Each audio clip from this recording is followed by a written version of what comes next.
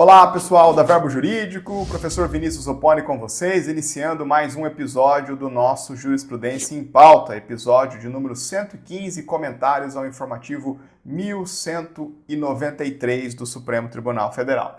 Meus amigos, semana passada nós não tivemos o nosso encontro, eu estava em deslocamento durante o final de semana, tinha um evento familiar e não consegui preparar, na verdade não consegui gravar a aula no cronograma ordinário aqui dos trabalhos, e aí tive que fazer essa brevíssima interrupção de uma semana e a gente continua agora com o episódio de número 115.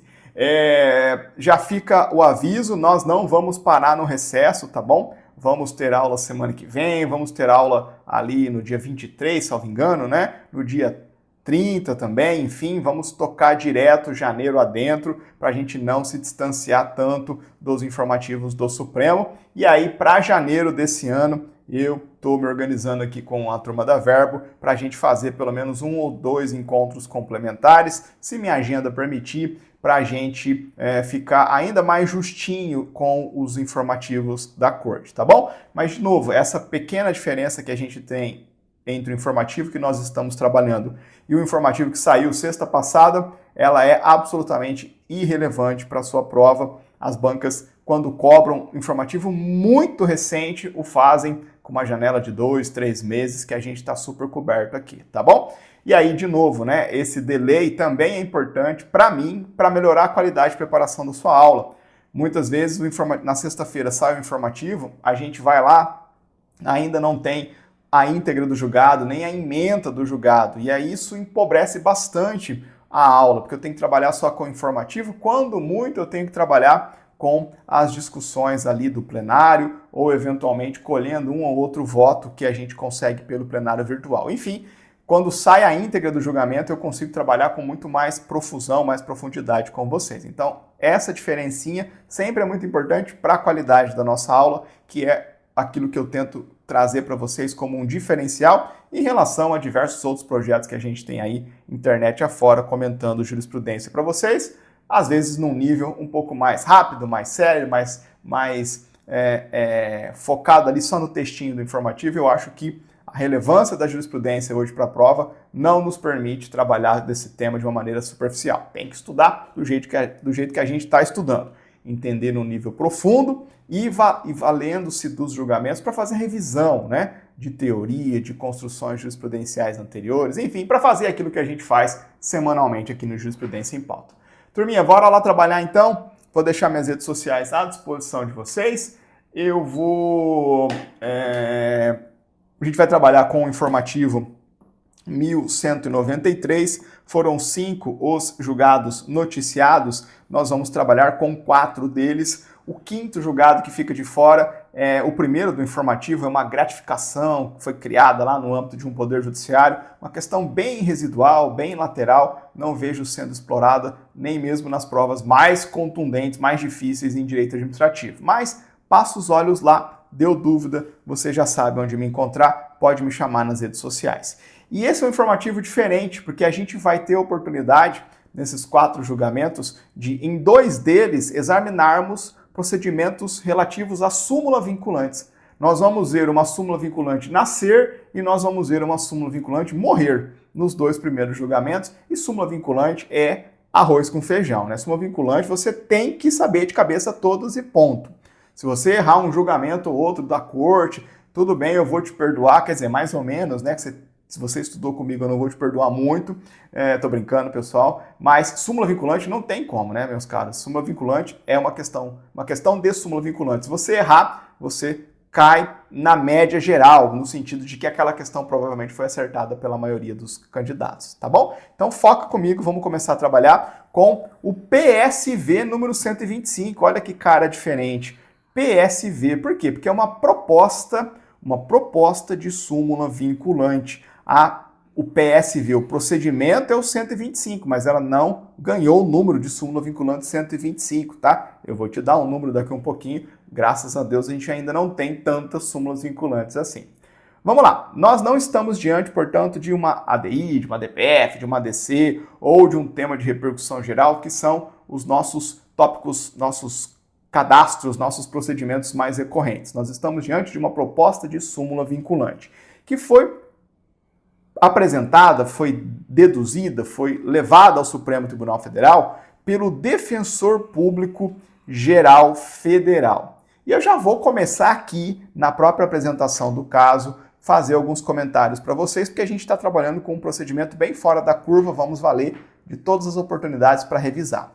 Lembra comigo, meus caros, que as súmulas vinculantes têm previsão no texto constitucional, no artigo 103A da Constituição Federal. Vou deixar anotadinho aqui para vocês, ó, o artigo 103A da Constituição Federal. Vale a pena você fazer a leitura desse artigo depois dessa aula, ou até pausa a aula se você não estiver assistindo ela no lançamento, porque vai ser útil. A gente vai falar de súmula vinculante por 45 minutos aqui. Então, artigo 103A da Constituição Federal e também as disposições da Lei 11.417, lá de 2006. Não vou falar aqui especificamente sobre súmula vinculante, mas passa o olho, já lê esse negócio aqui, já é um estudo complementar que você faz. Então, olha só que interessante, o proponente dessa súmula vinculante foi o Defensor Público Geral Federal, ou seja, o chefe da DPU, da Defensoria Pública da União.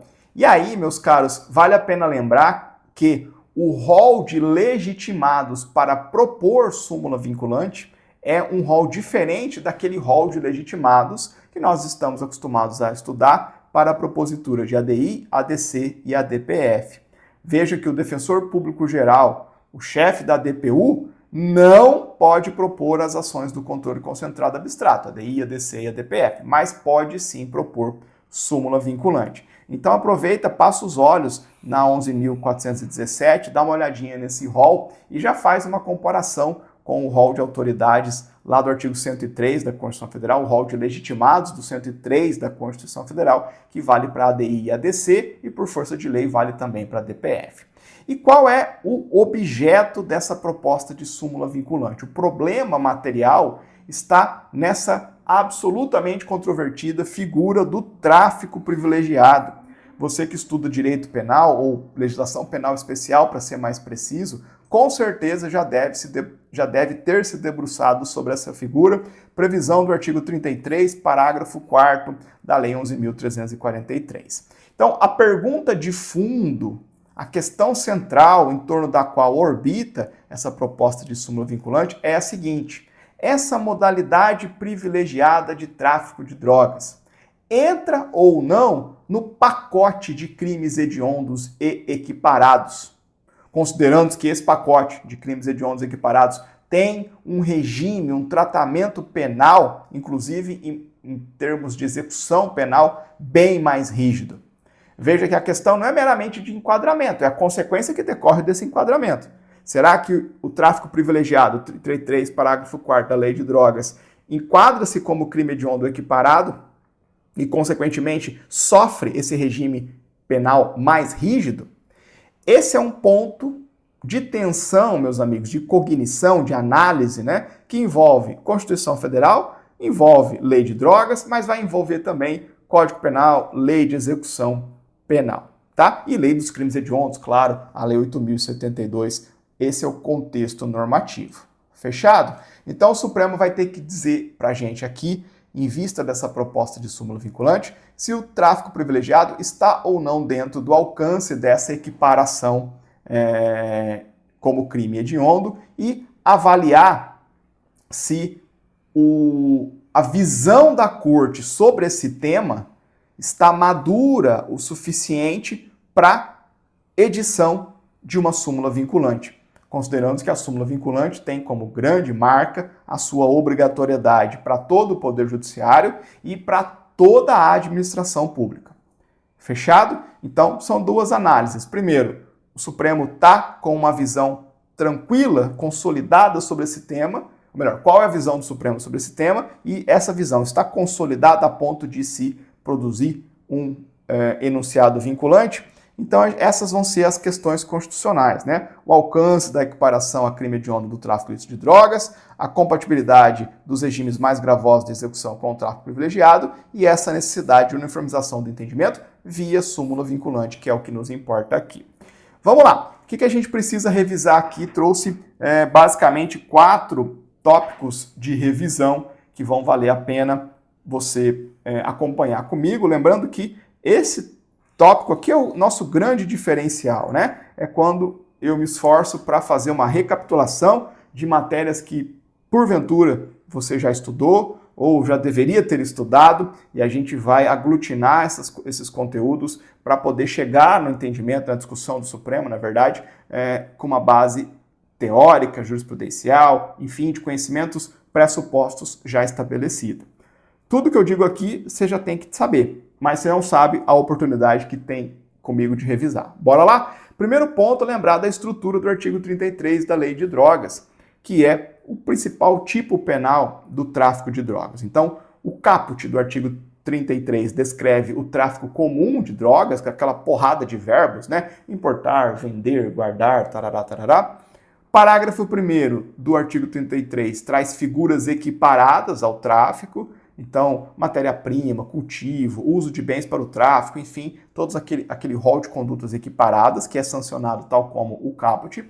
E aí a gente vai ter lá no parágrafo 4º, que é o que nos importa aqui, não propriamente um crime novo, não é uma figura típica nova. Nós vamos ter aquilo que tecnicamente, de acordo com a teoria do tipo penal, se designa como uma causa, ou de acordo com a estrutura do crime, né, da topografia de uma figura criminosa, de uma figura típica. No parágrafo 4º, que é o que nos importa aqui, a gente vai ter uma causa de diminuição de pena, que é conhecida como tráfico privilegiado ou traficância eventual. Então, o que diz o 33, parágrafo 4º? Ele diz o seguinte, olha, lá nos delitos definidos no caput, no parágrafo 1º, que eu recobrei com vocês, as penas que esses caras prevêem poderão ser reduzidas de 1/6 a 2/3, veja que é uma redução substancial, de 1/6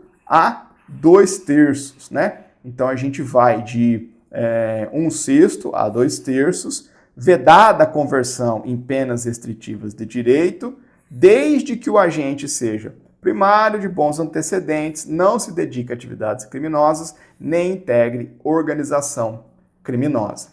Então, nós temos uma perspectiva de redução de pena de 1/6 a 2/3, desde que preenchidos esses 4 requisitos que são entendidos como cumulativos: primariedade, bons antecedentes, não dedicação a atividades criminosas e não integração à organização criminosa. A ideia subjacente a esse parágrafo 4º é dar um tratamento penal diferenciado para o traficante ocasional, aplicando a ele uma pena menor daquela que se projeta para o traficante profissional, por assim dizer. Tá bom? Primeira premissa na mesa, primeira revisão na mesa, básica, vamos seguir. Vamos recordar agora da figura dos crimes hediondos e equiparados.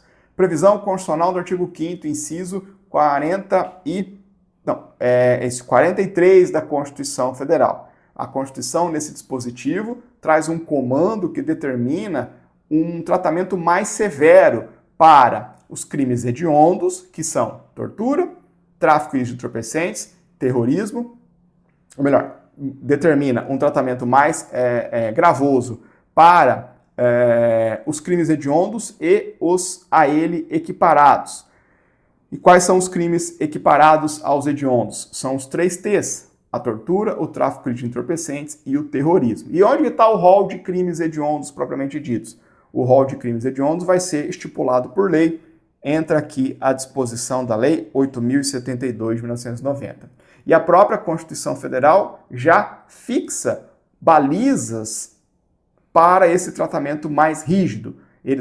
Os crimes hediondos e os seus equiparados, e aqueles crimes a ele equiparados, vão ser considerados inafiançáveis e insuscetíveis de graça e anistia.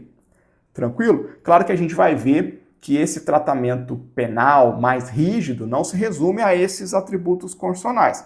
O que a Constituição estipula é como se fosse o tratamento rígido mínimo, é o núcleo duro desse tratamento diferenciado mais gravoso. A gente vai ter diversas outras repercussões, especialmente em sede de execução penal, para os crimes hediondos equiparados. Aí vem, nesse contexto, a Lei 8.072, detalhando, que é a Lei dos Crimes Hediondos, detalhando esse regime especial e mais rigoroso, tá bom? Vou dar exemplos aqui para vocês. Tanto a Lei dos Crimes Hediondos como a Lei de Execução Penal vai estipular requisitos mais duros, mais difíceis, mais rígidos para a progressão de regime.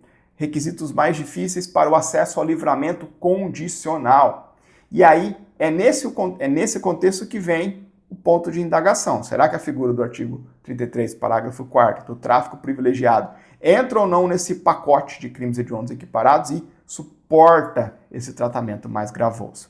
Terceiro pilar, terceira revisão que eu quero trabalhar com vocês aqui rapidamente, falar um pouquinho sobre progressão de regime e livramento condicional, que acabam sendo, hoje, né, as principais consequências para os crimes hediondos e equiparados.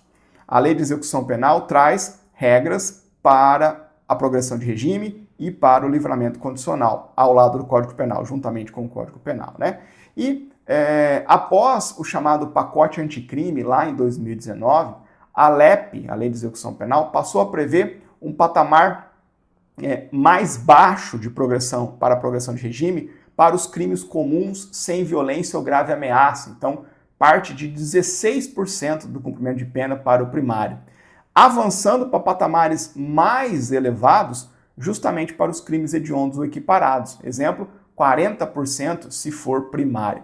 Não vou lembrar aqui com vocês da tabelinha, até porque é uma tabelinha bastante tumultuada ali do artigo 112 da LEP. Vale a pena você passar os olhos sempre nesse dispositivo. O seu desafio é mnemônica, de decoreba mesmo, tá? Não é de intelecção jurídica.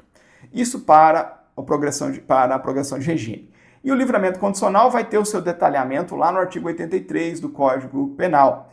Então, a regra geral do livramento condicional, de acordo com 83, inciso 1º, é que para crimes comuns, para acessar o livramento condicional, exige-se o cumprimento de mais de 1/3 da pena, desde que o condenado seja primário e de bons antecedentes, ao lado de outros requisitos.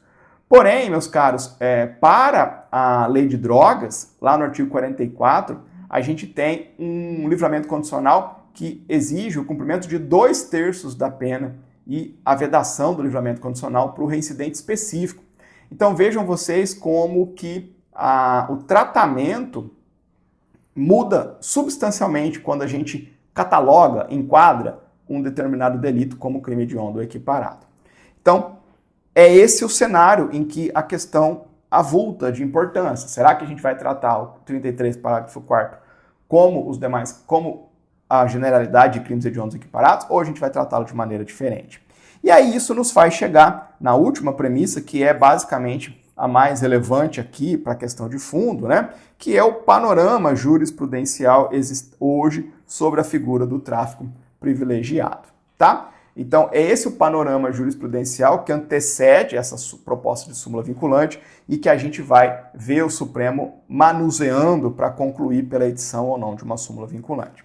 Eu cataloguei aqui com vocês 3 entendimentos, sendo um deles do próprio STJ, para poder deixá-los o mais atualizado possível, e aí na sequência você vai agregar esse entendimento do Supremo que está para nascer. Começando com a menção ao HC 1118-533, o HC 118-533. Nesse HC, o plenário do Supremo Tribunal Federal já havia decidido que o tráfico privilegiado não se harmoniza com a figura de crimes hediondos projetada para o caput e para o parágrafo 1º da Lei de Drogas. Então veja, eu estou apresentando isso aqui como um grande tema que a rigor já havia sido resolvido pelo Supremo. O Supremo já havia dito nesse HC que tráfico privilegiado é uma figura que não se harmoniza com a hediondez prevista e reconhecida para o caput, para o tráfico do caput do parágrafo 1º da Lei de Drogas. Portanto, se não é hediondo, afasta-se do tráfico privilegiado toda a aplicação de um regime jurídico mais gravoso, né, decorrente desses dispositivos que eu trouxe para vocês. Nesse sentido, caminhando nesse sentido, mais adiante, nós temos o tema 1400 da repercussão geral, o tema 1400 da repercussão geral do Supremo Tribunal Federal, em que a Corte afirmou que é constitucional a concessão de indulto de indulto ao tráfico privilegiado. E por que o Supremo disse que cabe o indulto para o tráfico privilegiado? Porque, de novo, ele teve que enfrentar a mesma questão. O Supremo diz, não cabe indulto para crimes hediondos equiparados. Porém, o tráfico privilegiado não é hediondo, portanto, a ele cabe sim o indulto. Então, o Supremo reafirma aqui no tema 1400 da repercussão geral esse entendimento que nega a natureza hedionda do tráfico privilegiado. E aí, por fim, estou trazendo um penetra aqui do STJ, o tema 600 dos recursos repetitivos. Nesse tema 600, a terceira sessão do STJ também concluiu, submetendo-se ao entendimento do Supremo, que o tráfico privilegiado não é crime hediondo, não é crime equiparado a hediondo. Inclusive, foi nesse tema 600 que o STJ revogou a sua súmula 512. O STJ tinha um entendimento diferente. O STJ dizia, tráfico privilegiado é equiparado a hediondo, trata tudo igual. O Supremo decidiu em sentido contrário, o STJ teve que se submeter ao entendimento da Corte, foi lá, cancelou a súmula 512 e no tema 600 perfilhou o entendimento que já se encontrava no âmbito do Supremo Tribunal Federal. Então veja que antes mesmo da súmula, da discussão da discussão dentro de uma súmula vinculante, a gente já vê a jurisprudência do Supremo e depois do STJ convergindo para a conclusão de um tratamento menos gravoso para o crime de tráfico privilegiado, incluindo-se os institutos em sede de execução penal.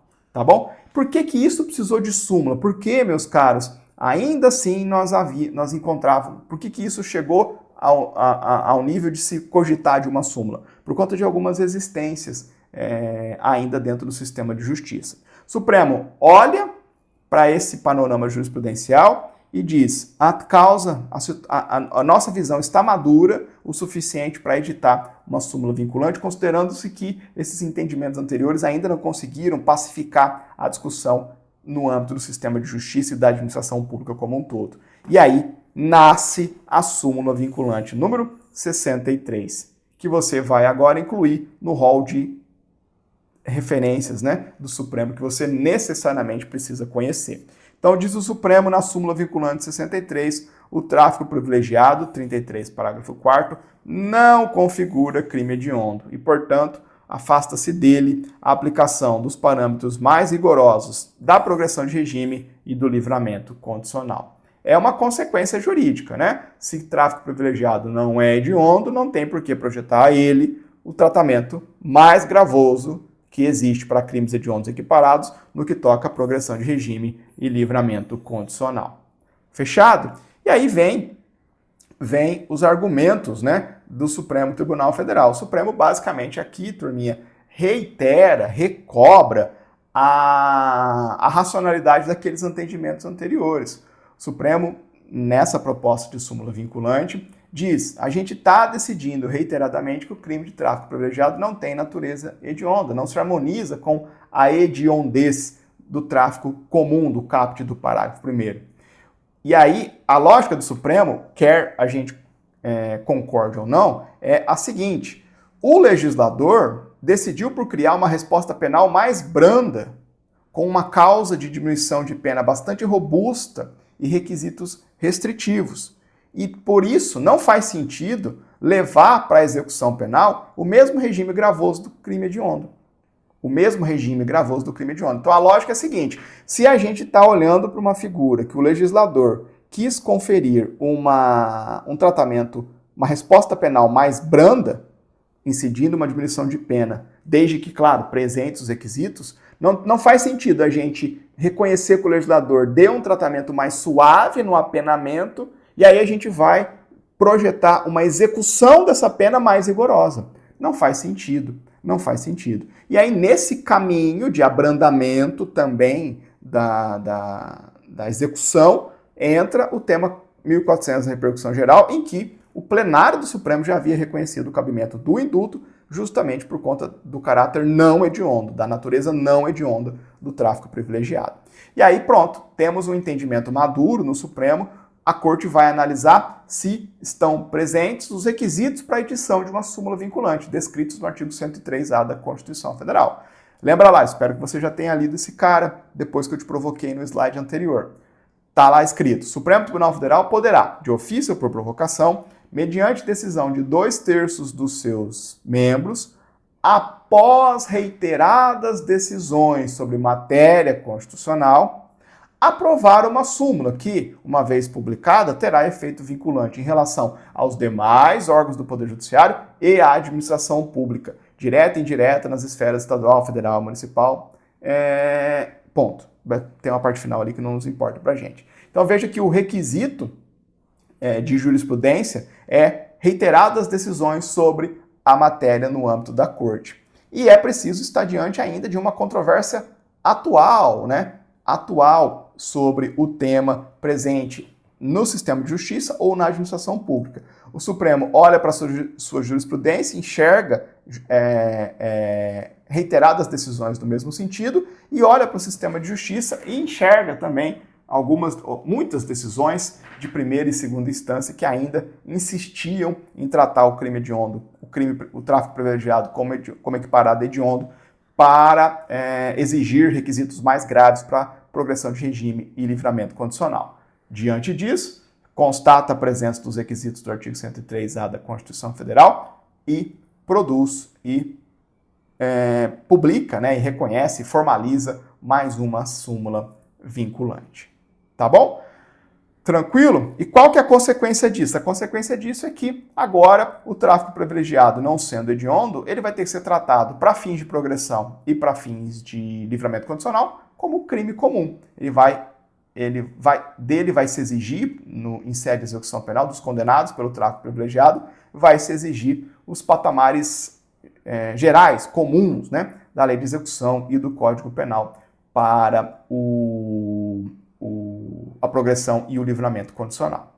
Fechado? Tranquilo? Beleza? Ótimo. Basicamente, eu não vou ler aqui os fundamentos da decisão, né? É só isso que eu estou dizendo. A gente tem essa súmula vinculante nova para vocês. Não vamos nos esquecer, meus caros, eu desviei desse assunto deliberadamente para deixar aqui para a parte final, não vamos nos esquecer de que não é a primeira vez que o tráfico privilegiado ocupa a jurisprudência do Supremo a ponto de gerar uma súmula vinculante, né? O Supremo já fez um decote lá da figura do artigo 33, parágrafo 4º, para reconhecer que, para os condenados por tráfico privilegiado, é possível, é impositiva a fixação de regime aberto e a substituição da pena privativa de liberdade por restritiva de direitos, quando reconhecida a figura do tráfico privilegiado e, claro, ausentes vetores negativos na primeira fase da dosimetria, 59 do Código Penal, observados os requisitos do 33, parágrafo 2º, a linha C, e 44 do Código Penal, esse aqui falando do regime, esse aqui falando da substituição por penas restritivas de direitos. O Supremo já enfrentou anteriormente, quando editou a súmula vinculante número 59, essas discussões. Qual que é o regime inicial do tráfico privilegiado? Pode ou não substituir a pena do tráfico privilegiado, a pena privativa de liberdade, por restritiva de direito? O Supremo disse, olha, nenhuma vedação a priorística, tá? Por regime aberto e substituição de PPL por PRD em tráfico privilegiado.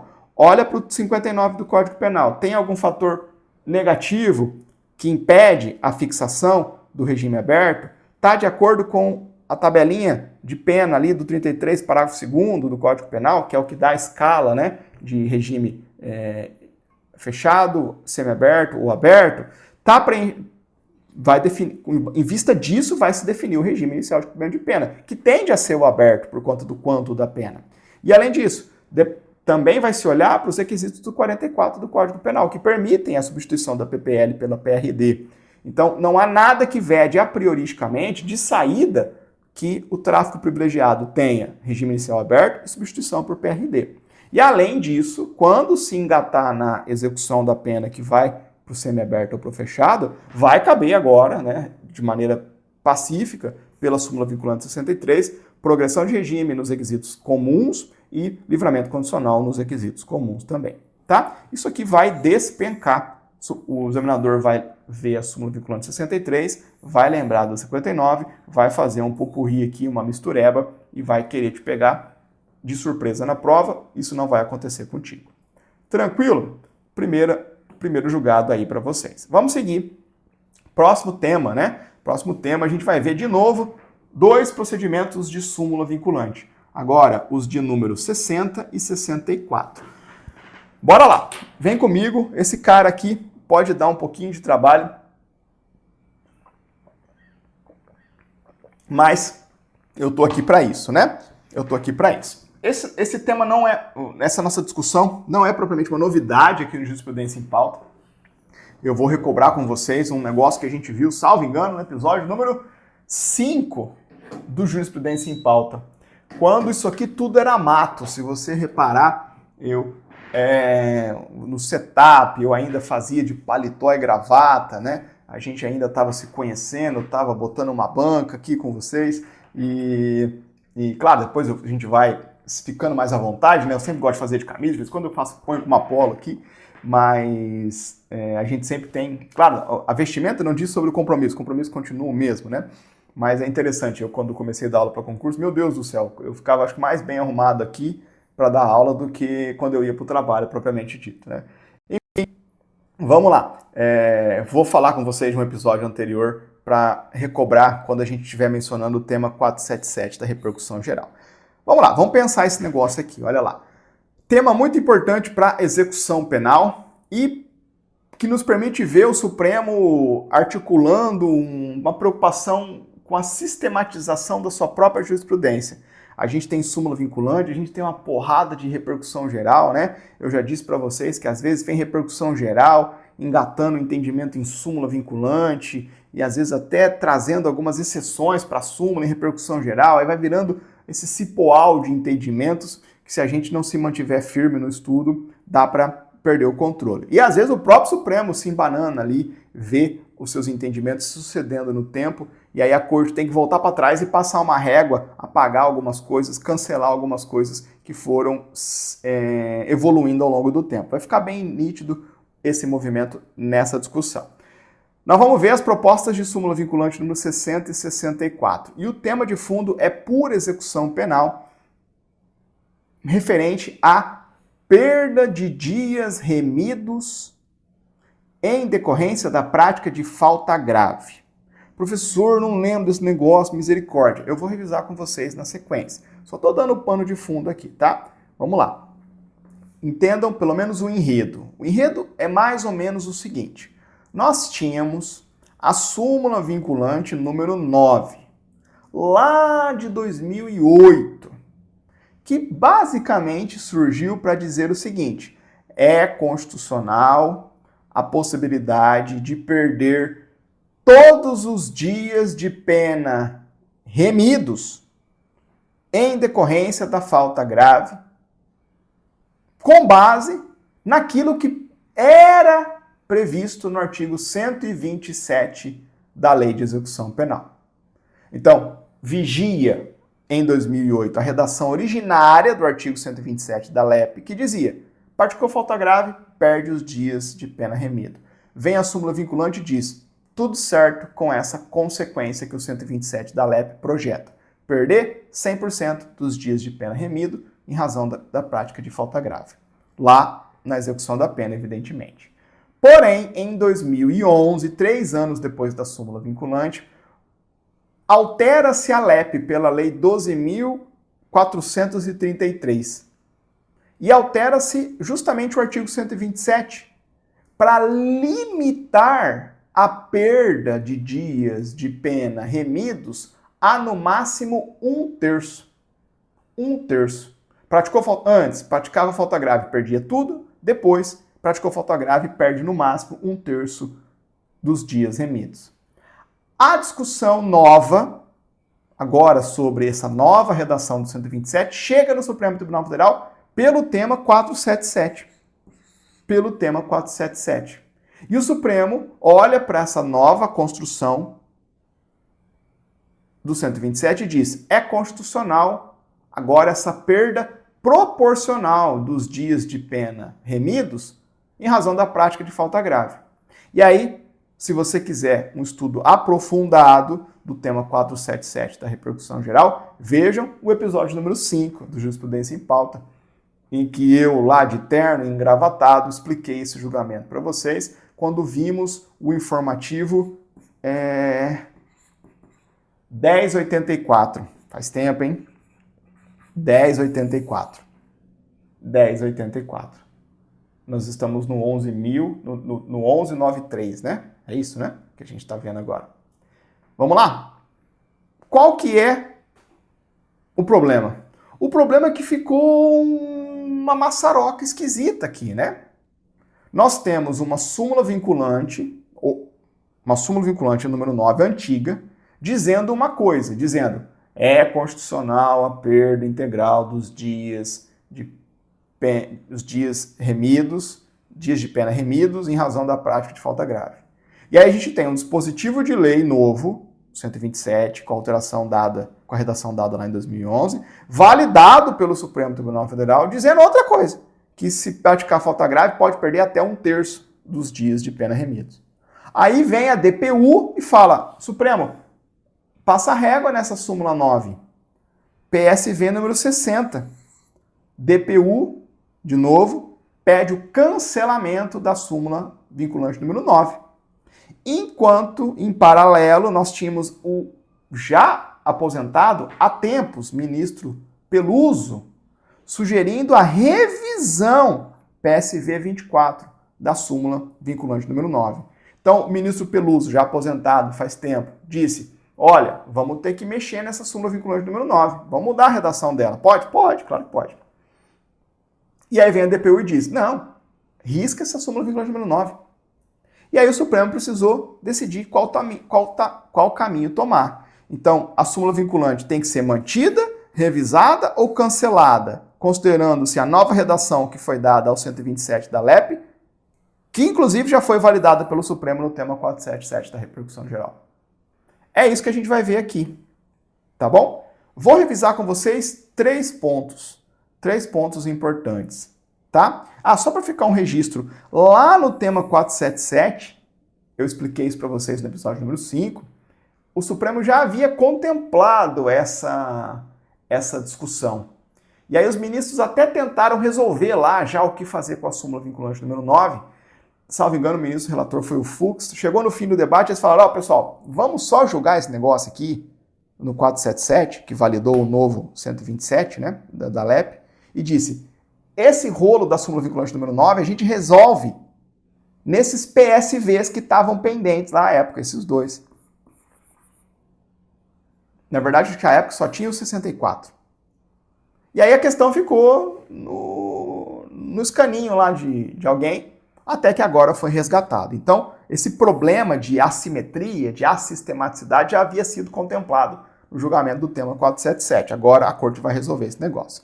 3 revisões para vocês. Primeira revisão sobre a remissão, né? Remissão é um instituto da execução penal bastante eloquente dentro da filosofia ressocializadora da LEP. Goste ou não, a LEP busca a ressocialização dos apenados.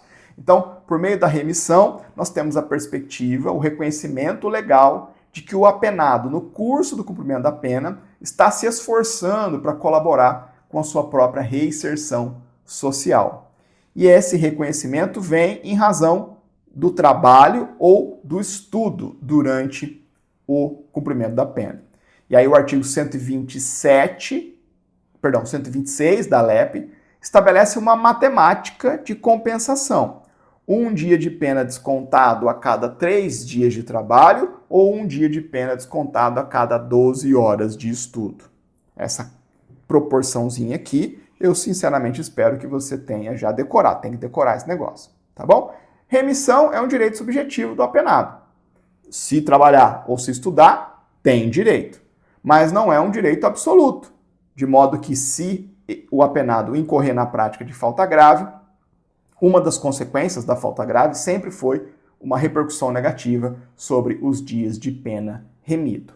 E isso nos faz caminhar para a segunda revisão. Justamente a consequência da falta grave, tem um R aqui, eu peço desculpas pelo erro, sobre os dias remidos. E isso nos faz pensar no artigo 127 da LEP. Cometimento de falta grave, meus caros, ocorre quando o apenado pratica uma das condutas previstas lá nos artigos 50 e seguintes da LEP. E falta grave é igual a consequências gravosas, consequências punitivas para o apenado. sanções no âmbito da execução penal, o que inclui um prejuízo para os dias de penas, os dias remidos da pena. Historicamente, na redação originária da LEP, o artigo 127 previa, como eu já disse anteriormente, que a prática de falta grave levava à perda de todos os dias remidos. E é nesse contexto, nessa época, ao tempo dessa redação do 127, que vem a súmula vinculante número 9, chancelando a recepção ou a constitucionalidade, porque a LEP é de 84, né, dessa perda integral. Então, o que diz a súmula vinculante número 9? Que daqui a um pouco ela vai morrer, já vou antecipar para vocês. Ó. O disposto no 127 da LEP foi recepcionado pela ordem constitucional. Claro, a LEP é de 84, né? E não se lhe aplica o limite temporal previsto no caput do artigo 58. Não vou nem entrar nessa parte aqui. O Supremo disse lá atrás, para a súmula vinculante número 9, que falta grave igual perda de todos os dias remidos, constitucional recepcionado. Porém, vem em 2011 o legislador e altera o 127 da LEP, estipulando agora uma perda proporcional, uma perda, na verdade, uma perda de um pedaço dos dias remidos. Então, o legislador entendeu que essa consequência era desproporcional e aí fixou um limite. Praticada a falta grave, o juiz, fundamentadamente, poderá revogar até 1/3 do tempo remido. E aí, temos agora um limite máximo, né, para que o juiz possa fazer uma proporcionalidade do caso concreto dentro do espírito do princípio da individualização da pena no momento da execução penal. Beleza, esse é o nosso panorama, estou só repisando aquilo que a gente já viu anteriormente. Agora a gente chega nessa discussão maior, nessa discussão mais estrutural, por assim dizer, que é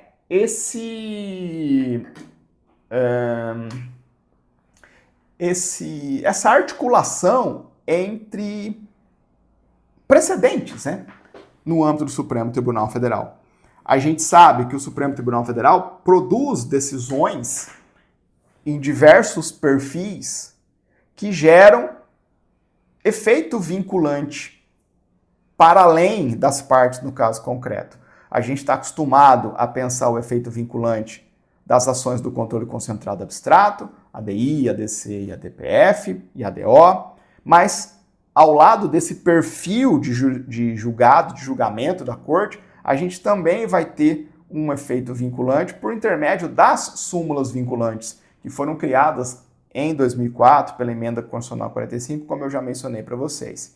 E além disso, correndo em paralelo, a gente foi vendo a evolução da força vinculante do Instituto da Repercussão Geral, que é um grande requisito de admissibilidade dos recursos extraordinários, mas que acaba tendo um potencial de vinculação, no mínimo, para o judiciário, na exata medida em que o CPC, especialmente depois de 2015, o novo CPC, né, travou muito, limitou muito ou direcionou muito a observância das repercussões gerais por parte do sistema de justiça.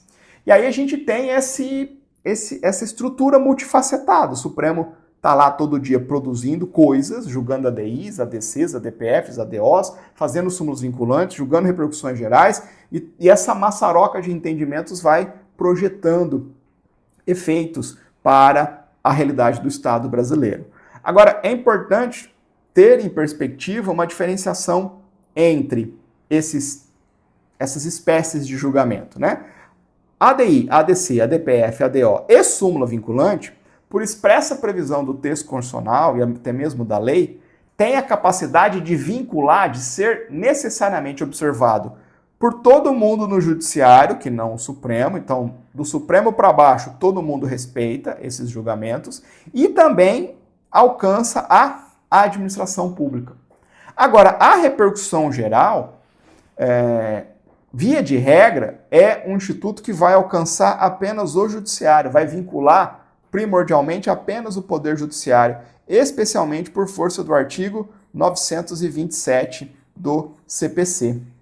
Você vai encontrar algumas possíveis construções que buscam vincular também pedaços da administração pública às repercussões gerais. Mas, para fins de concurso, a gente pode caminhar nessa diferenciação aqui, né? Lembrando que eu estou sendo apenas enfático com vocês, porque é o pano de fundo da nossa discussão. Então, veja, diante desse histórico, volta para a nossa discussão. O que a gente vai ter? Qual que é a pergunta que o Supremo está enfrentando aqui? O que eu faço com uma súmula vinculante antiga, baseada em uma lei revogada, que está, pelo menos textualmente, em conflito com uma lei nova, cuja constitucionalidade, essa lei nova, já foi confirmada por um precedente de repercussão geral? Conseguem ver os perfis de julgamento do Supremo se relacionando aqui? O que a gente faz? O Supremo olhou para esse imbróglio todo e decidiu que era possível, viável, estratégico, pertinente cancelar a súmula vinculante número 9. Então, olha o resumo desse julgamento. A súmula vinculante número 9, que admite a perda integral dos dias remidos em caso de falta grave, é agora incompatível com a redação atual do 127 e deve ser cancelada diante da existência de precedente vinculante do Supremo sobre a matéria, justamente o nosso tema 477. Vamos ver a racionalidade da Corte aqui, ó. O Supremo reconheceu o seguinte, ó. O Supremo reconheceu que o objeto da súmula vinculante número 9, que era validar a previsão legal que previa a perda total de dias remidos diante da falta grave, o objeto da súmula vinculante número 9 simplesmente desapareceu do ordenamento jurídico com a Lei 12.433 de 2011, que deu nova redação ao 127 da LEP. Então, a súmula ficou sem uma base material, de modo que sua manutenção na ordem jurídica se revelava incompatível com a nova redação do 127. Veja, lá no tema 477 da repercussão geral, não vou abrir esse parênteses tão profundo, você vai lá no episódio 5 e estuda, o Supremo fez uma análise bem mais profunda, o Supremo disse uma análise bem mais macro. O Supremo disse, olha, o simples fato de a lei em torno da qual uma súmula vinculante foi editada ter sido alterada, então o simples fato de se alterar um dispositivo de lei em torno do qual se editou uma súmula vinculante, não gera necessariamente, automaticamente, a necessidade de sua revisão e cancelamento. O Supremo está quebrando a automaticidade, isso lá no tema 477. O Supremo disse, tá, eu estou aqui com uma porrada, dezenas de súmulas vinculantes. Sempre que tem uma súmula vinculante, tem uma base normativa subjacente a ela. A súmula vinculante resolve um problema constitucional que, em geral, se conecta a uma porrada, ou pelo menos a um ou alguns dispositivos de lei. O Supremo está dizendo, se algum ou alguns desses dispositivos de lei, em torno dos quais se editou uma súmula vinculante, for alterado, isso não significa que a Corte vai ter que revisar ou cancelar a súmula vinculante. Isso o Supremo disse lá no tema 477 como premissa para depois validar a nova redação do 127 da LEP. Agora, ok, não é automático. Vai ter que fazer uma análise concreta. Aí o Supremo está fazendo a análise concreta da súmula vinculante 9 agora. O Supremo está dizendo o seguinte, bom, a súmula vinculante 9 nasceu por conta da redação anterior do 127. Mudou a redação do 127. Vamos ver agora se, em concreto, eu vou ter que rever a súmula vinculante número 9. E o Supremo disse, sim, vou ter que rever. Desapareceu do ordenamento jurídico o dispositivo que ensejava a súmula vinculante número 9. Então, vamos, sim, proceder ao cancelamento dessa súmula. Fechado? Veja, vamos cancelar essa súmula. Para ser mais franco, o Supremo teve que examinar uma questão subsequente. Então, a súmula vinculante número 9, tal como existia, não mais se justificava. Então, a súmula vinculante na redação tal como existia, não mais justificava. Primeira opção, cancelar. Segunda opção, revisar. Mudar a redação, que era a proposta do ministro Peluso lá atrás. Aí, o Supremo foi se engajar nessa opção. Bom, ou a gente cancela ou a gente revisa. O que a gente faz? Manter do jeito que está não dá mais. Aí vem o diálogo entre os precedentes. O Supremo disse o seguinte, especialmente pela condução do ministro Barroso. O Supremo disse o seguinte, olha, a Corte, lá no tema 477 da repercussão geral, já disse que a nova redação do 127 é constitucional. Essa questão já foi pacificada. Então, se a questão já foi pacificada pelo tema 477 e eu não consigo enxergar uma controvérsia atual que está dando ruído aí no mundo jurídico sobre a aplicação do novo 127 da LEP, eu não tenho a necessidade de criar uma súmula vinculante para dizer aquilo que o tema 477 já disse. Então, primeiro ponto, com a alteração do 127 da LEP pela lei em 2011, a base legal da súmula vinculante número 9 desaparece. Então, a súmula vinculante número 9, do jeito que existia, não tem mais pertinência. Vamos cancelar ou vamos revisar? Bom, vamos olhar para o mundo jurídico. No mundo jurídico, o tema 477 da repercussão geral já validou a nova redação do 127 da LEP. Então, eu não preciso, e não temos uma controvérsia, não tem o porquê fazer súmula vinculante se o 477 está segurando o tranco. Então, não precisa revisar a súmula vinculante número 9. Vamos cancelar ela mesmo. Então, veja que é um raciocínio de racionalidade judiciária. A súmula tornou-se obsoleta e o tema 477 já tem resolvido com segurança e uniformização o entendimento da Corte. Então não tem por que duplicar teses, não tem por que ter um tema de repercussão geral e uma súmula sobre a matéria. Se você for cri-cri, como eu gosto de ser, a Corte já entendeu de maneira diferente em outros julgamentos, né?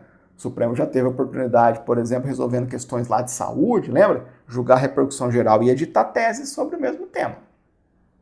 E editar tese. Claro que aqui é outra coisa, né? Outro movimento, tinha súmula, lei, é outra coisa. Mas veja que foi o caminho que o Supremo resolveu aqui. Portanto, tudo isso para reconhecer que súmula vinculante número 9 foi cancelada. Hoje o nosso tema, essa matéria é tratada com base na redação atual do 127 da LEP e no tema 477 da repercussão geral. Tranquilo? Vamos lá? Ufa! Conseguimos tocar aí essas duas discussões grandes sobre súmulas vinculantes. Uma súmula vinculante nasceu, a 63, e uma morreu, a 9. Fechado? Nós estamos até agora, numa leva de penal e execução penal. Muda a chave e a gente vai para o puro suco do tributário. Bora lá? Julgados do Supremo Informativo é assim mesmo. Não temos medo de disciplina nenhuma aqui. Tirando o direito do trabalho, que eu tenho pânico. Na verdade é ojeriza, eu não gosto, né? Mas tudo bem, quando cai trabalho aqui a gente estuda também. Tributário, bem bacana, gosto de tributário. Não trabalho com a matéria, né? É muito difícil pegar uma causa tributária do MP, mas estamos aí para ralar com vocês. Bora mudar de foco, vamos trabalhar com tributário e direito constitucional, uma discussão relativa a IPVA. Isso aqui vai cair na sua prova de tributário. Se você estuda para advocacia pública e para magistratura, isso vai cair, ponto. Esse julgado vai cair. O tema 1153 da repercussão geral vai cair necessariamente na sua prova. Discussão sobre IPVA num cenário de alienação fiduciária de um veículo. Não é uma banalidade, mas também não é um monstrengo difícil, né? Coisa bem do dia a dia. Problema prático é extremamente comum. Um veículo é financiado por meio de alienação fiduciária. O devedor fiduciante, o comprador, entre aspas, né? Usa o carro no dia a dia, mas a propriedade resolúvel está no nome do credor fiduciário, o financiador, o banco. E aí, nesse cenário, enquanto vigente ali a alienação fiduciária, o IPVA não foi pago. Problema concreto, real, do dia a dia das alienações fiduciárias. Pois bem, lá no grande estado de Minas Gerais, amparado por uma lei estadual, entendeu-se que o credor fiduciário, leia-se o banco, poderia ser acionado na execução fiscal para pagar o IPVA atrasado. Pronto. Pronto. Quiseram cobrar do banco o IPVA. Questão chega no Supremo. O Supremo tem que decidir quanto à constitucionalidade ou não dessa lei estadual que atribuiu ao credor fiduciário uma perspectiva de sujeição passiva como contribuinte ou responsável, a gente vai detalhar isso daqui, pelo IPVA de um veículo alienado fiduciariamente. Bora lá? Questão de fácil compreensão, agora vamos ver a sua resolução. Para isso, a gente vai revisar 4 coisas aqui. Vamos começar revisando rapidamente a estrutura constitucional do nosso tributo examinado, o IPVA. IPVA é a previsão do artigo 155, inciso 3º da Constituição Federal, que incide sobre a propriedade de veículos, né? E aí, meus amigos, veja, em direito tributário, lembra comigo, a propriedade não se afere, não se resume, não se compreende apenas sob a perspectiva formal. A propriedade tem que trazer consigo um signo presuntivo de riqueza. O constituinte quer tributar quem detém a disponibilidade econômica daquele bem cuja propriedade enseja a tributação. No caso do IPVA, quem detém a disponibilidade econômica do veículo, quem gasta o pneu no asfalto, quem usufrui do veículo.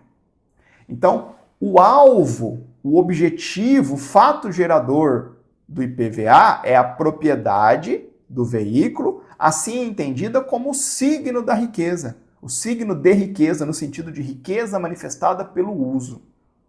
Fechado? Isso é uma construção bastante importante para o direito tributário, em particular para o IPVA. Primeira revisão na mesa aí para vocês. Segunda revisão, a alienação fiduciária. Se você é que nem eu, que não é muito afeto a direito contratual, você dá uma franzida na testa sempre que pensa em alienação fiduciária, né? Tem toda uma ficção jurídica por trás aqui. Mas vamos lá. Na alienação fiduciária, o que a gente tem é uma espécie de ficção jurídica num contrato a serviço de viabilizar crédito. Crédito. Então, o banco credor tem a propriedade resolúvel do bem objeto da alienação fiduciária. O que é a propriedade resolúvel? É uma propriedade oca, que serve apenas para garantia daquele crédito que ele concedeu para o indivíduo adquirir, no nosso caso, o veículo. Então, o banco credor tem a propriedade resolúvel, a propriedade como garantia. Ele não usa o carro, ele não dispõe, não tem disponibilidade do carro. Já o devedor fiduciante, aquele que tomou o crédito para comprar o veículo, esse sim tem a posse direta e o domínio útil do veículo. E aí, no contexto de alienação fiduciária, a gente vai ter problemas com a incidência do IPVA. Ou discussões, né, sobre a incidência do IPVA. Não é a primeira vez que o Supremo chega nessa discussão. A gente vai estar vendo agora o tema 1153, mas eu quero que vocês conheçam a ADI 4612, que foi recobrada aqui pelo Supremo. Na ADI 4612, o Supremo diz o seguinte, olha, para fins de IPVA, a noção de proprietário pode ser estendida para alcançar aquele que tem a posse plena e o domínio útil do bem, independentemente de aspectos formais. Então, já na ADI 4612, o Supremo disse tudo certo em se considerar o devedor fiduciante como sujeito passivo do IPVA. Tudo certo. Na alienação fiduciária, tudo certo cobrar o IPVA do devedor fiduciante. Mas aqui no nosso caso, a situação é outra. A seta está apontada agora para o credor fiduciário, para o banco financiador. E aí, meus caros, essa discussão envolve duas dimensões. A discussão sobre a possibilidade de uma lei estadual projetar o pagamento do IPVA para o banco. Primeira discussão, primeira dimensão, de ordem formal. Será que o Estado pode legislar sobre esse ponto? Será que o Estado pode definir a sujeição passiva do IPVA? Será que o Estado pode definir quem é o contribuinte ou responsável pelo IPVA? Formalmente, ele tem competência para isso? E por que esse ponto é importante? Porque vocês têm que lembrar da previsão do artigo, não coloquei aqui no slide, mas do 146, inciso 3º, a linha A, se não me falha a memória, confirma aí depois, tá? Estou sem meu VAD aberto aqui. O que o 146, inciso 3º diz? Cabe à lei complementar, cabe a uma lei complementar da União definir normas gerais sobre sujeição passiva de tributos. Mas veja que, diferentemente do que existe para o ICMS, para o ISS, nós não temos uma lei complementar federal para o IPVA. Então a gente não tem uma lei federal versando sobre a noção de sujeição passiva do IPVA, como a gente tem para outros tributos estaduais, ICMS, e para o próprio ISS-QN, que é municipal. Então a gente está num cenário de competência legislativa concorrente, porque a União vai editar normas gerais, por força do 146 e do próprio 124, e os estados vão editar suas normas estaduais ali suplementares, e é um cenário de competência concorrente em que a União não exercitou sua competência para editar normas gerais. Quando isso acontece, o parágrafo 3º da Constituição, do artigo 24 da Constituição Federal diz: se a União não baixou a Lei Federal de Normas Gerais, o Estado tem competência legislativa plena. Então, já estou antecipando aqui para vocês. A lei de Minas, que se dispôs a fixar a sujeição passiva do IPVA, contribuinte responsável, formalmente constitucional. Formalmente constitucional. Não tem nenhum problema de constitucionalidade formal. Não houve usurpação de competência da União aqui.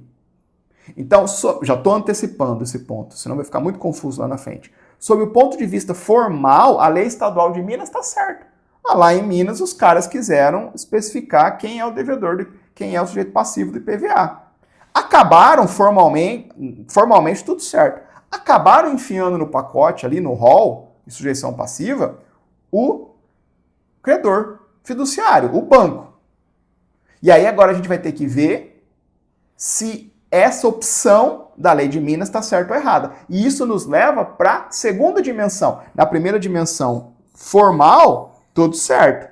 Competência legislativa do Estado. Agora vamos ver sob o ponto de vista material. Será que sob o ponto de vista material o Estado de Minas acertou em tratar o credor fiduciário, o banco, como sujeito passivo do IPVA? Essa vai ser a decisão da Corte. Vai ficar aqui na dimensão material. E para isso eu preciso recobrar com vocês alguns entendimentos. Recobrar com vocês, especialmente, o tema 302 da repercussão geral do Supremo Tribunal Federal, que é sobre IPTU. Mas é um entendimento generalizável para impostos sobre propriedade. Tá bom? Vou revisar com vocês rapidamente aqui, ó. Lembra lá comigo? Nós temos duas espécies de sujeição passiva de tributos, né? Os contribuintes e os responsáveis, a depender da relação ou não com o fato gerador. O artigo 128 do CTN permite que a lei atribua a responsabilidade pelo pagamento de um tributo a terceiros que não tenham relação com o fato gerador. Mas há limites para a responsabilidade tributária de um terceiro. E no tema 302 da repercussão geral, o Supremo fixou uma premissa universal aqui sobre responsabilidade tributária. Para ser responsável tributário,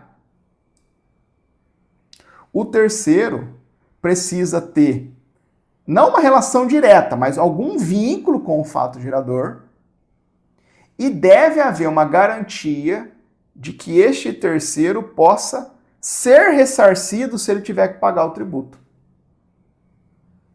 Isso está no tema 302 da repercussão geral. É a teoria do repasse econômico como condição para a construção da figura da responsabilidade tributária. Isso não é uma banalidade, tá? Estou simplificando bastante aqui. E aí, essa é a régua material que o Supremo vai pôr na mesa para ver se Minas acertou ou não quando buscou a sujeição passiva do banco no IPVA. Tá bom? E o que o Supremo entendeu? O Supremo entendeu o seguinte, olha lá. É inconstitucional a eleição do credor fiduciário, banco, seja como contribuinte, seja como responsável do IPVA, incidente em veículo alienado fiduciariamente, salvo a hipótese de consolidação de sua propriedade plena sobre o bem. Aí, claro, né? A exceção é óbvia. Enquanto vigente a alienação tributária, enquanto vigente a alienação fiduciária, enquanto a propriedade estiver desdobrada, aquela ficção jurídica, propriedade oca para o banco, domínio útil e disponibilidade do bem para o credor, para o devedor, não pode cobrar o banco. Se o banco retomar a propriedade do veículo, consolidar a propriedade plena do veículo, aí ele vai poder cobrar o IPVA dele, claro, né? Evidentemente. Antes disso, é inconstitucional. É inconstitucional. Tá bom? Vamos ver o raciocínio do Supremo? Olha lá.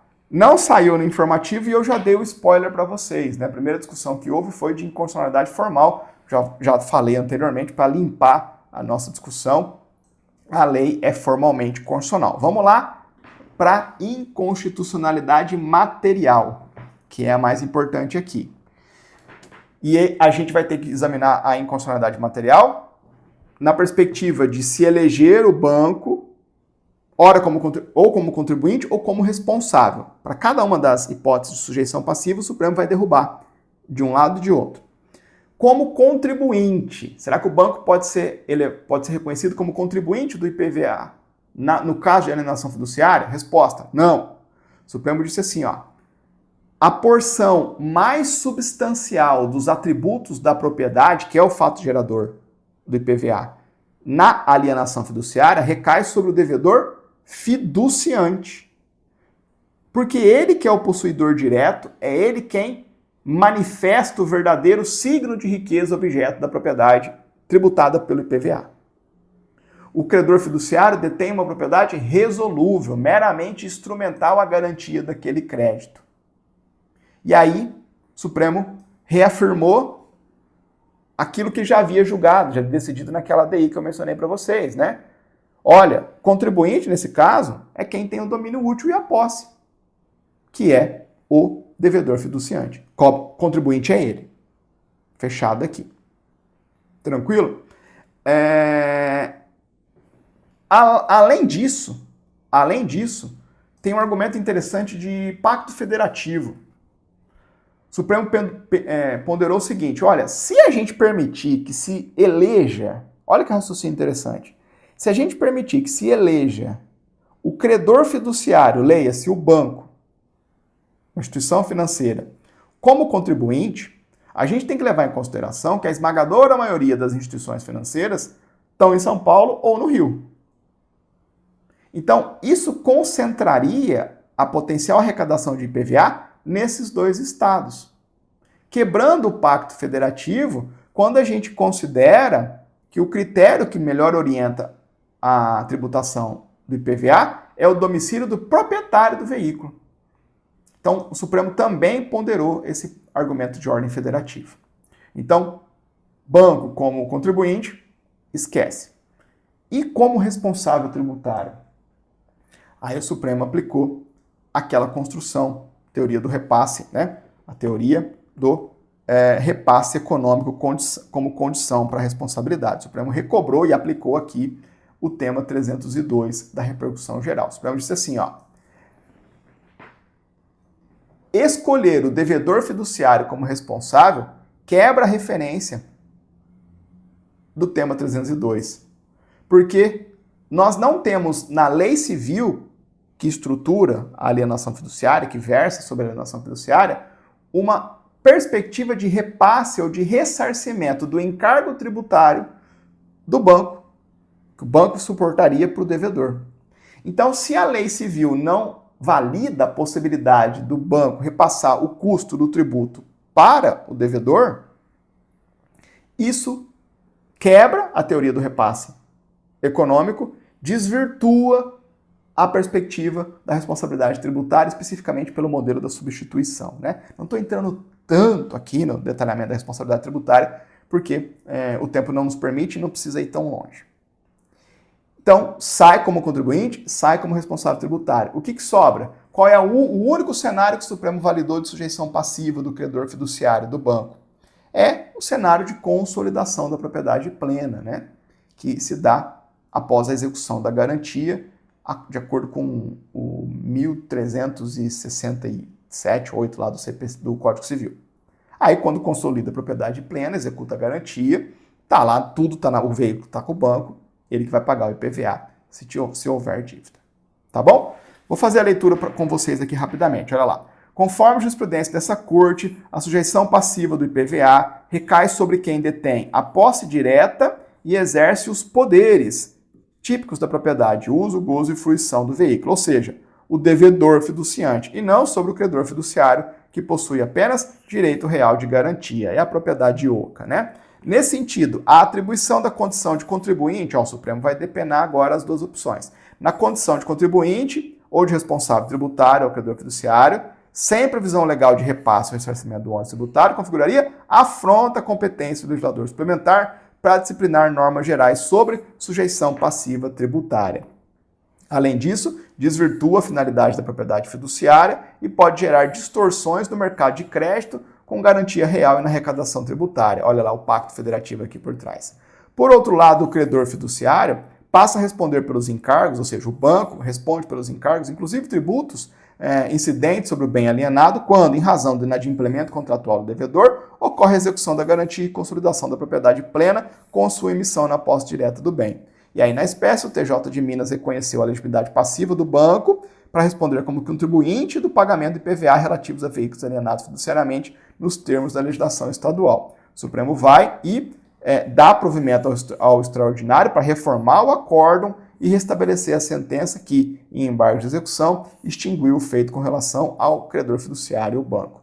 E aí fixou a tese que a gente viu e ainda conferiu eficácia prospectiva, né? Pró-futuro a sua decisão, para que a tese produza efeitos a contar da publicação da ata desse julgamento do mérito, com ressalva somente das ações judiciais e processos administrativos pendentes de conclusão. Veja que o Supremo, depois daquele julgamento que a gente viu no episódio número 99 da repercussão geral, episódio número 99 do Jurisprudência em Pauta, que eu insisto veementemente que vocês assistam e reassistam e passem para o coleguinha assistir.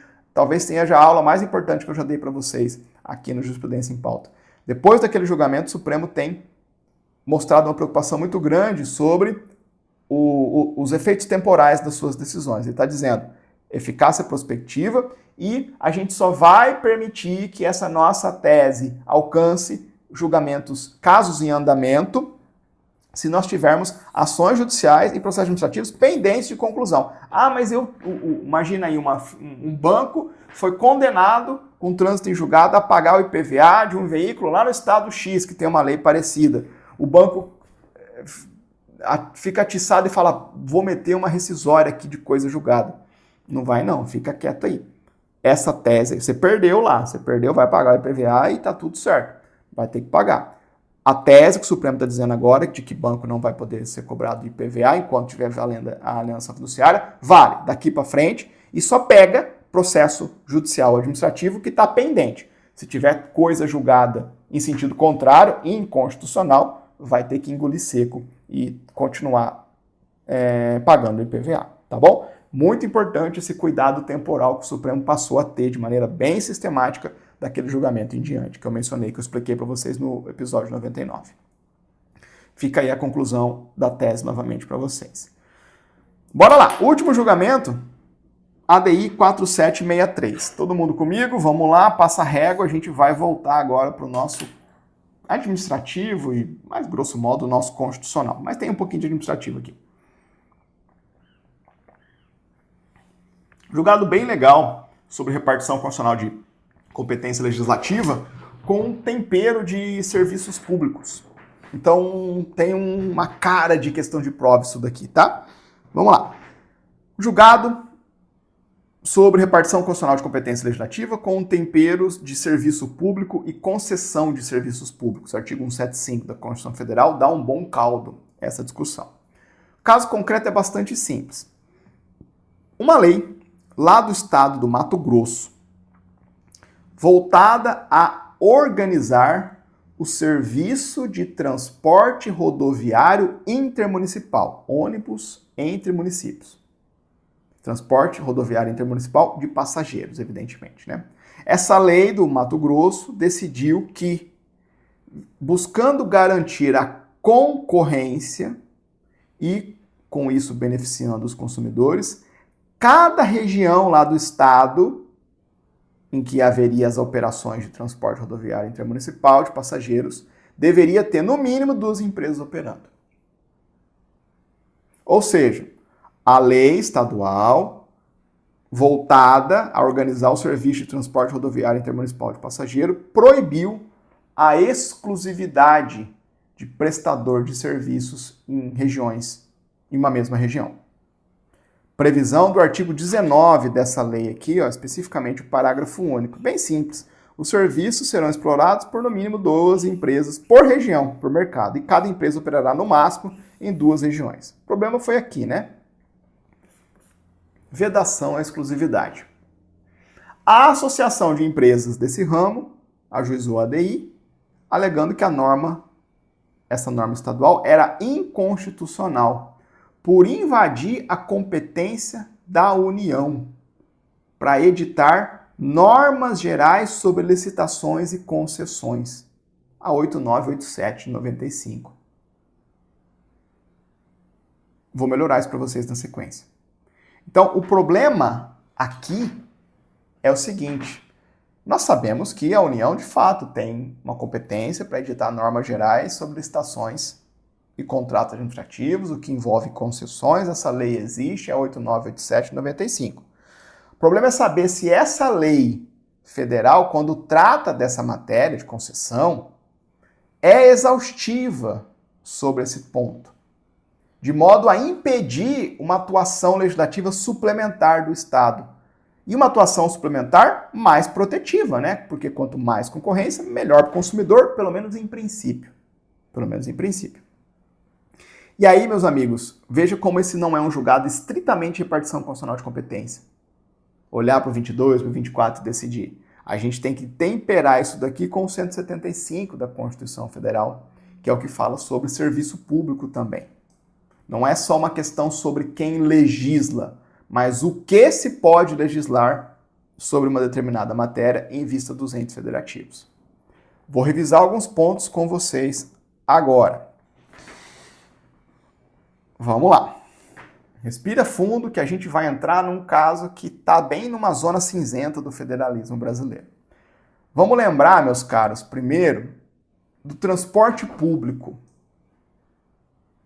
de passageiros. A Constituição fatiou o transporte baseado no princípio da predominância de interesses.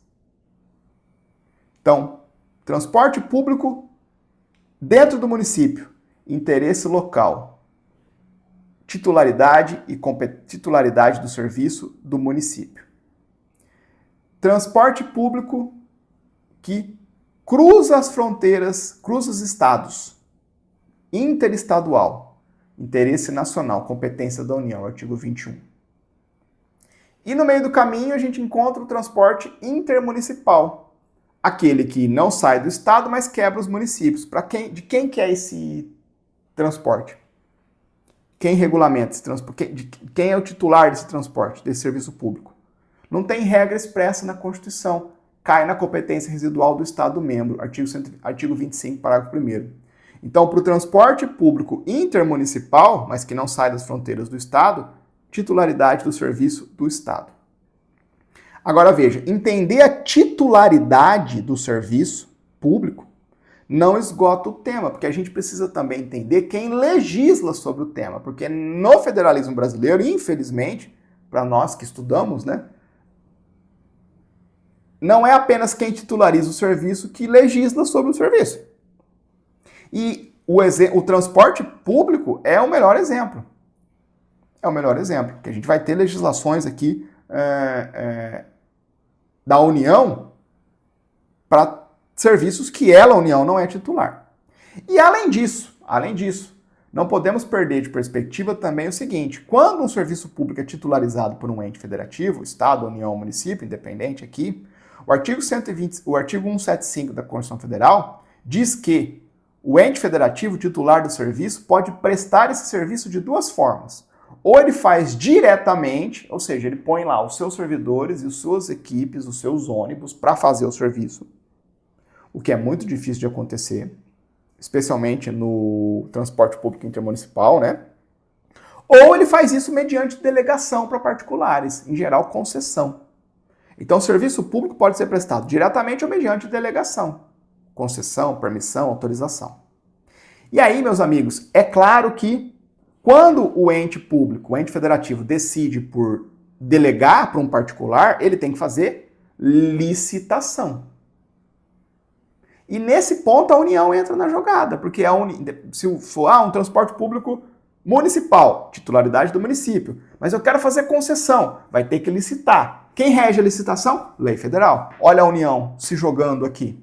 Da mesma forma os estados, transporte público intermunicipal, quem é o titular? Estado. Mas eu quero fazer concessão, vai ter que licitar. Quem legisla sobre licitação e contratos? União. Então veja o que eu disse para vocês lá atrás. Esse é um caso de repartição de competência legislativa, mas não apenas lá estanque do 22 e 24, como a gente já viu aqui uma porrada de vezes. Envolve serviço público. Envolve serviço público. É a União quem define, vocês sabem, as regras do jogo de contratação. É ela quem define as normas gerais de licitação e contrato, artigo 22, inciso 27 da Constituição Federal. Agora, ao lado disso, no nosso caso aqui, o Estado detém a titularidade desse serviço público e, portanto, ele vai ter, por ser algo que o Estado detém, ele pode legislar sobre essa matéria. E aí a gente tem esse conflito legislativo, mas num pacote diferente.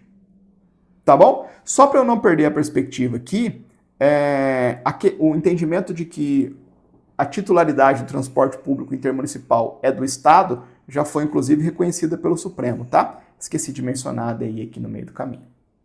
Fechado? Dito isso, a gente precisa avançar um pouquinho para a lei de concessões, a Lei 8987 de 1995.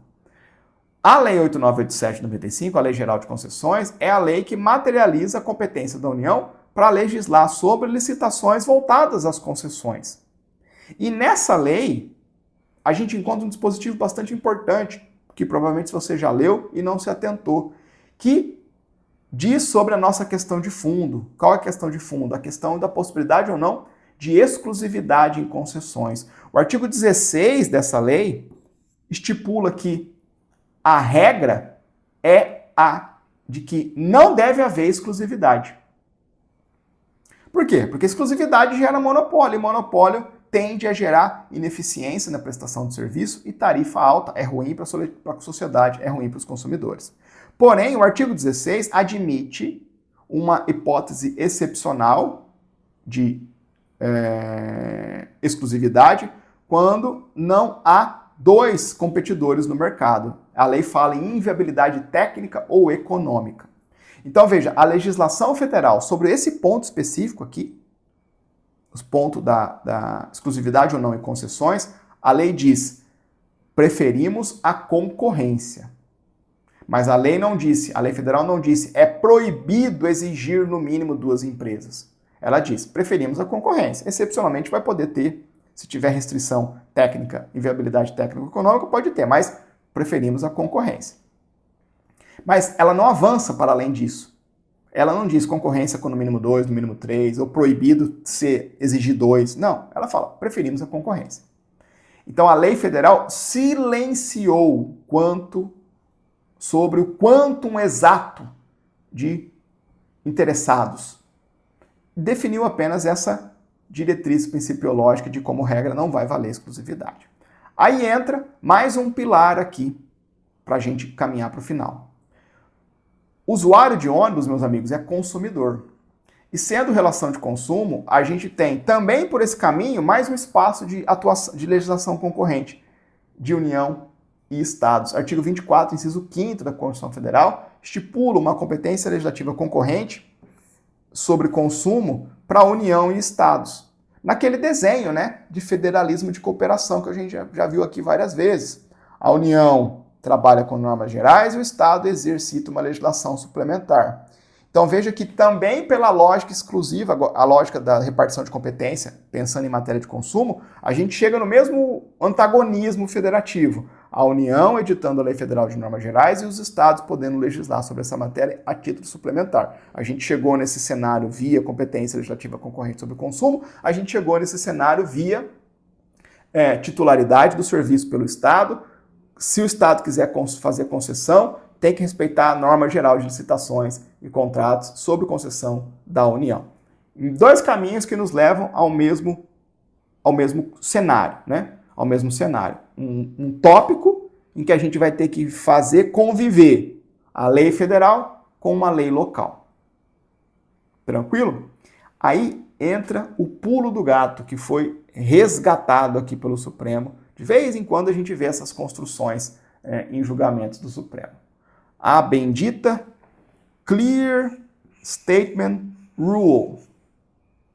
Uma diretriz hermenêutica que o Supremo adota para, por vezes, responder a antagonismos entre lei federal e lei estadual sobre uma determinada matéria. Clear Statement Rule. Se você não sabe isso daqui, eu vou te explicar de um jeito que você nunca mais vai esquecer. Espero eu. O Supremo importou para o Brasil esse princípio, esse cânone, lembra dessa expressão? Hermenêutico, da Suprema Corte Americana. É a regra da declaração clara. A regra da declaração clara, que diz o seguinte: em um sistema federativo, nós devemos sempre presumir que os estados têm autonomia e podem regrar sobre uma determinada matéria. Por isso, para que uma lei preempt, da expressão americana, para que uma lei federal preempt, o verbo é com dois es, preempt é com dois es, preempt, que também tem o preempt statement rule. Para que uma lei federal preempt, professor, para com esse anglicismo nojento. Para que uma lei federal retire, esvazie, proíba a competência do Estado para legislar sobre um determinado tema concorrente, a intenção da lei federal, a intenção da União fazer isso tem que ser clara, expressa, inequívoca. Clear Statement Rule. Em uma federação, presume-se a competência, a autonomia do Estado e, portanto, sua competência para legislar em temas concorrentes, como é esse balaio de gato que a gente está enfiado.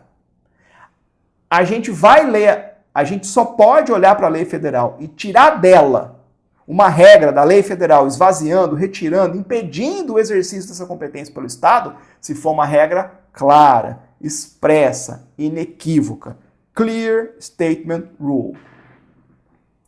Então, por esse princípio hermenêutico, ótimo para resolver esses imbrólios federativos, não se pode presumir a retirada de poder, de competência dos estados por meio de uma lei federal que se mostra vaga, ambígua, silente, principiológica. Não dá. Então, quando a gente volta para a Lei 8987, que é a lei federal dessa matéria, e a gente lê lá o seu artigo 16, a gente só tira dela uma referência principiológica. Não exclusividade. Faça concorrência. Ah, mas ela não diz se essa concorrência é no mínimo 2, se dá sempre para exigir 2. Ela não diz nada disso. Bom, se a lei não trouxe uma declaração clara sobre o ponto, a gente não vai interpretar o silêncio, a omissão da lei federal, de modo a dizer, Estado, você errou a mão aí mesmo nesse teu artigo, que exigiu duas concessionárias por regiões. Não dá. Não dá. Clear Statement Rule. A lei federal até poderia querer tirar uma matéria da competência do Estado, mas para fazê-lo ela tem que dizer expressamente. Não o fez, presume-se que o Estado tem competência por conta da sua autonomia. Fechado? Tranquilo? Esse ponto é bastante importante. Então, olha lá, para que uma lei federal afaste a competência estadual, a intenção da União de proibir a suplementação tem que ser clara e inequívoca. Em português, uma declaração clara, né? Ou uma regra, ficou errado aqui, uma regra da declaração clara. É isso. Aplica no caso concreto. O Estado usurpou a competência da União? Avançou sobre norma geral? Não. É constitucional, porque não usurpa a competência da União para legislar sobre normas gerais de concessão de serviços públicos, nem extrapola a competência concorrente dos estados para legislar sobre consumo, a norma estadual que proíbe exclusividade na exploração de serviços de transporte rodoviário municipal e passageiros. Tranquilo aqui, pessoal. Bem tranquilo. Leitura sistemática da Constituição, né? Vou ler aqui para vocês, está praticamente explicado. Olha lá. Conforme a jurisprudência dessa Corte, compete aos estados legislar sobre a prestação de serviços públicos de transporte público intermunicipal. É aquela DI que eu mencionei para vocês. Aí vamos lá. A União, quando estabelece normas gerais sobre concessão e permissão de serviços públicos, a 8987, autorizou a exclusividade de exploração de serviços públicos apenas excepcionalmente, em caso de inviabilidade técnica ou economia justificada. Além disso, a legislação federal não proibiu que os estados, no exercício de sua competência concorrente sobre o consumo e observadas as peculiaridades locais, criem regras mais rígidas para proteger os usuários de serviços públicos. Na espécie, a norma estadual impugnada está de acordo com o federalismo cooperativo e com o princípio da subsidiariedade. Portanto, ação improcedente. Ação improcedente. O Supremo Tribunal Federal reconheceu aqui que a forma pela qual a Lei 8987/95 dispôs sobre a matéria não inclui um Clear Statement Rule proibindo o Estado de legislar no seu espaço concorrente. E aí o Estado dá um passo adiante no exercício da sua competência legislativa concorrente em matéria de consumo, estabelece uma regra mais protetiva dizendo não vai ter exclusividade aqui, no mínimo 2 empresas por regiões. Federalismo cooperativo, né? Competência suplementar dos estados não abalada pela Lei Federal de Normas Gerais em razão da referência principiológica do Clear Statement Rule. Fica aí o resumo para vocês novamente. Valeu, pessoal! Tranquilo? Vimos 4 dos 5 julgados, os mais importantes. A aula rendeu para valer hoje, na minha visão, né? Acho que vale um joinha aqui, né? Vale um joinha, deixa um joinha aqui, se inscreve no canal da Verbo, aciona o sininho para receber as notificações. Me segue lá nas redes sociais, pessoal. É sempre bom tê-los por perto. Eu não sou dos mais envolvidos, engajados em redes sociais, eu faço essa meia-culpa, mas eu não estou no Instagram porque eu estou trabalhando, preparando aula de qualidade para vocês. É a minha função aqui, tá bom? Obrigado, meus caros. É sempre um prazer estar com vocês. A gente segue semana que vem, se Deus quiser. Fiquem com Deus, forte abraço, saúde para todos e até a próxima.